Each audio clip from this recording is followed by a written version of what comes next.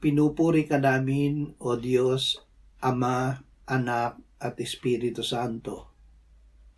Salamat, Ama, na ibinigay mo sa amin si Jesus na iyong anak, na namatay para sa aming kasalanan, iyong muling binuhay, iniakyat at iniluklok sa iyong kanan sa langit.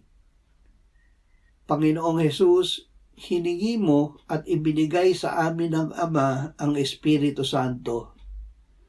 Salamat, Espiritu Santo, na ikaw mismo ang nagpapatotoo kasama ng aming espiritu na kami mga anak ng Diyos, hindi mga alipin.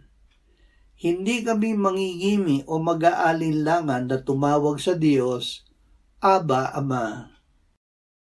Ama, salamat na dahil kami ay iyong mga anak, kami rin ay tagapagmana mo kasama ni Kristo. Amen.